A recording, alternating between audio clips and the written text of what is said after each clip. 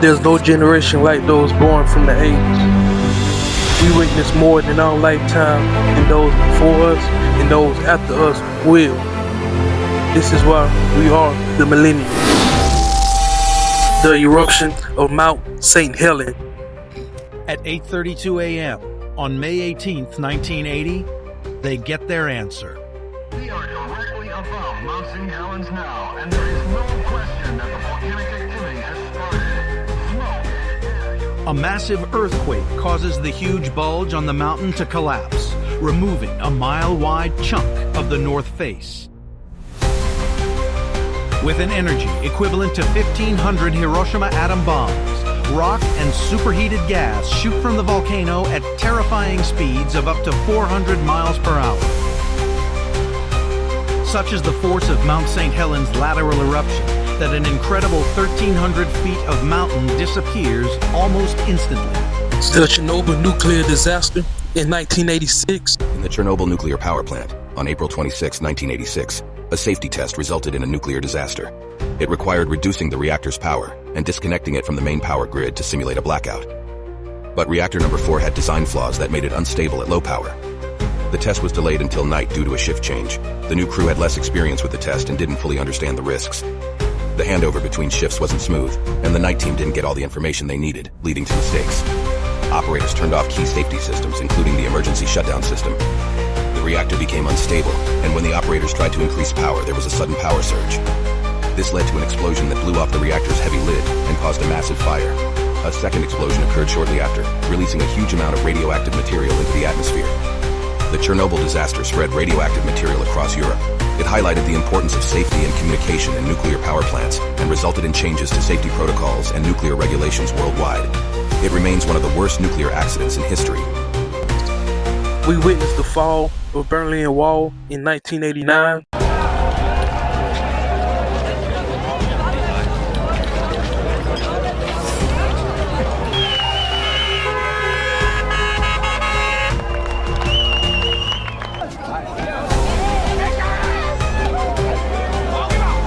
Es werden keinerlei strafrechtliche Relevanzen hier in Kraft treten. Es ist auf Deutsch. Meine Mutter und mein Vater sind da drüben. Kann ich jetzt rüber hier meine Eltern besuchen gehen, ja? Ja. Haben Sie Passen? Nicht Wahnsinn. Wir sind einfach durchgelaufen, ohne dass ihn kontrolliert hat. Was haben Sie jetzt gemacht hier in Westberlin? Nur erstmal rüber, erstmal auf dem Boden stehen, auf die Füße auf der Erde haben. Das war alles erstmal. Nur mal rüber. Nur mal gucken, ob es stimmt.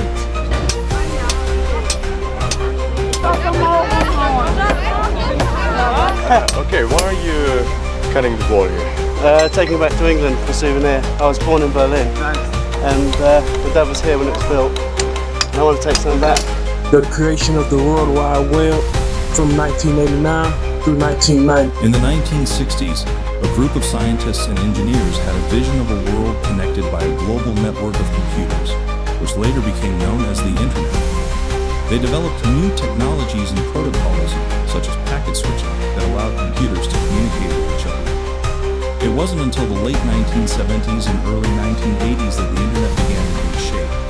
The creation of the World Wide Web in 1989 by Tim Berners-Lee made the Internet more user-friendly and accessible to the masses. Today, the Internet is an integral part of our daily lives, connecting us to people, information, and opportunities all over the world. Thank you for watching, and please subscribe. The end of apartheid in South Africa in 1990. It's February 11th, 1990. For decades, South Africa has been torn apart by apartheid, an oppressive system that enforces racial segregation and discrimination. Nelson Mandela, a key figure in the fight for racial equality, has spent 27 years behind bars. Imprisoned for his stance against apartheid, Mandela became a symbol of resistance and hope for millions. On this historic day, Mandela is finally free. His release marks the beginning of the end for apartheid, as South Africans unite to dismantle the system of oppression. Mandela's release was a turning point in the struggle for equality. Within a few years, apartheid would be abolished, and Mandela would become South Africa's first black president, leading the nation toward reconciliation. The launch of the Hubble Space Telescope 1990. Booster hydraulic power units have started. We are go for main engine start. T-minus 4, 3, 2, 1, and liftoff of the Space Shuttle Discovery with the Hubble Space Telescope, a window on the universe. Roll program. Roger, roll, Discovery. And both solid rocket boosters have separated. We witnessed the first Gulf War in 1990 through 1991. This is the Gulf War explained in a minute.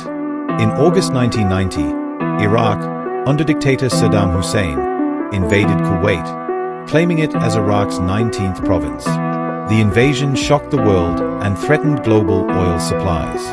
The United Nations quickly condemned the invasion, imposing economic sanctions on Iraq. But diplomacy failed, and the US led a coalition of 34 nations to respond.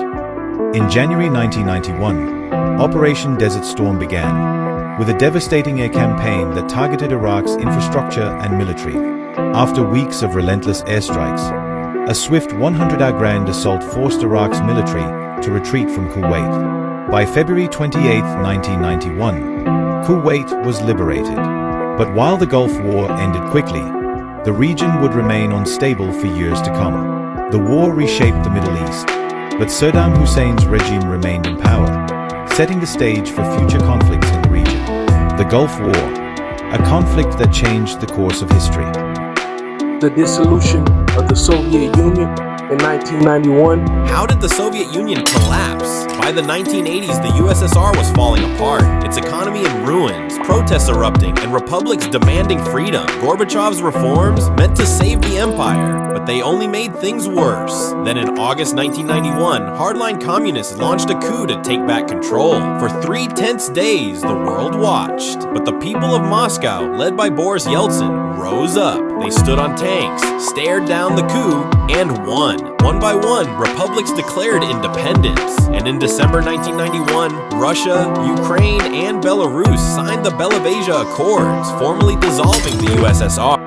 And we witnessed one of the worst high school massacres in American history in 1999. The popping noise is getting louder, realize they're gunshots, and they're coming closer and closer to the library, and they're throwing off these handmade bombs that they had made, these pipe bombs in the hallway. So there's big explosions as they're coming towards the library. And immediately when they walk in, they're shooting off their guns, and they're taunting or making fun of students before they shot or killed them. And they're talking to one another, and they're treating it like it's a game.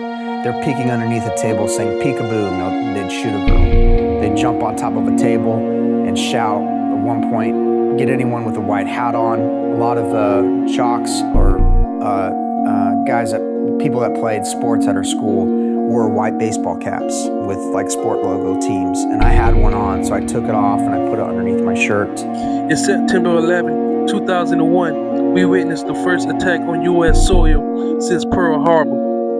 Very few people know that it wasn't only the Twin Towers which collapsed on September the 11th, 2001. So too did World Trade Center 7. Did its overheated steel girders really buckle? Or was the building brought down in a controlled demolition operation? And why did some television stations report its collapse an hour too soon? Years later, the background to this occurrence is still the subject of speculation. The completion of the Human Genome Project in 2003. Did you know that every human being, regardless of where they come from, shares over 99.9% of the same DNA? In 2003, scientists completed the Human Genome Project, a groundbreaking effort to map the entire genetic blueprint of humankind. This project revealed over 3 billion DNA base pairs, unlocking secrets to our biology, health, and evolution. With this knowledge, we can now identify genetic disorders, personalize treatments, and even explore the mysteries of human development. The Human Genome Project has transformed medicine, biology, and our understanding of who we are at the most fundamental level. Imagine the possibilities. Nature showed us how devastating it can be in 2005 with Hurricane Katrina. I'm standing by the Mississippi River in New Orleans, which 20 years ago saw one of the greatest urban disasters in U.S. history. On August 29th in 2005, Hurricane Katrina hit Mississippi and Louisiana as a Category 3 storm. In New Orleans, the storm surge, wind, and rain caused levees to fail in several areas, flooding 80% of the city. huge sections of the city were devastated. A federal judge later found design flaws by the Army Corps of Engineers led to the flooding, but ruled the government couldn't be sued. Large numbers of evacuees were housed temporarily in New Orleans Superdome and in the Convention Center in what quickly became apparent were appalling conditions. The George W. Bush administration was criticized for its slow and ineffective response. 2 decades later, it's a reminder of the need to prepare for storms and hurricanes and what happens when government agencies fall short. This event is one of my favorites. In 2008, the election of the first African American president, Barack Obama. I was only 6 years old when Barack Obama was elected president. On this day, we gather because we have chosen hope over fear. But I remember how happy my family was, and I just knew, without fully understanding, that this moment was hugely significant. Yes, we can. Now that I'm older, I appreciate his presidency so much more and how it's paved the way for my hopes and dreams.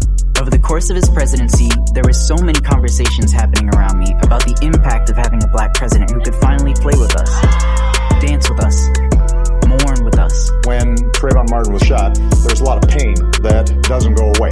A president who could recognize our pain and celebrate who we are.